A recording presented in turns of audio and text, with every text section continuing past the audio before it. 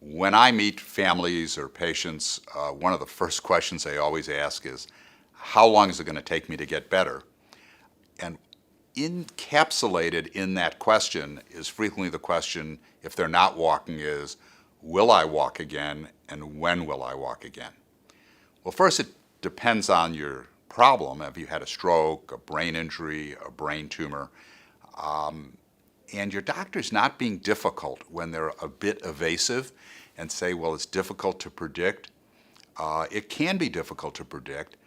And a lot of times we're really surprised is that when I would do team conference with our therapists and nurses and the rest of the staff, at the first team conference, I would ask everybody to sort of predict, and they'd have to write down, and we'd save them, how well do you think this patient's going to do and how long will it take?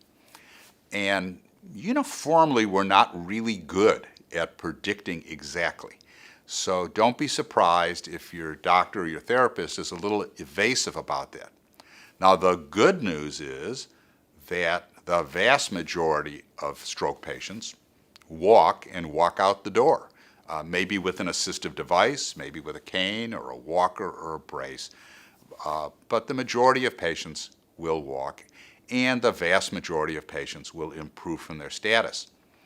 Recovery is much more rapid during the first 3 to 4 months, 90 to 120 days. But it doesn't mean you won't continue to improve, but you may improve more slowly. The other thing is that we call dedicated systems, systems that don't take up as much space in the brain, like motor function, moving your arm, moving your leg, recover much faster than what we call distributed systems, systems that require much more of the brain. So the ability to speak is distributed in a larger area of the brain. Attention, concentration, cognition are distributed throughout the brain and therefore take longer to recover than that maybe early 90 to 120 days. Dose is important. So just as your medication is important, the dose of rehab is important, and the more deliberate practice, the practice of that specific task that you do, the better chance you have of getting better. We have a reservoir of ability, and this is this whole concept of neuroplasticity, is that the brain can repair itself if you have enough dose of a specific functional task in a highly motivated environment. So that we used to think that was only children that had the ability to take advantage of another part of the brain taking over.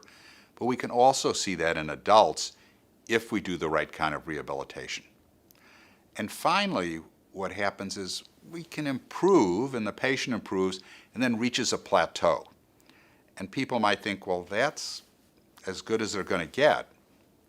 And we used to be able to keep patients much longer, and we could then move them off of that plateau and keep doing what we're doing.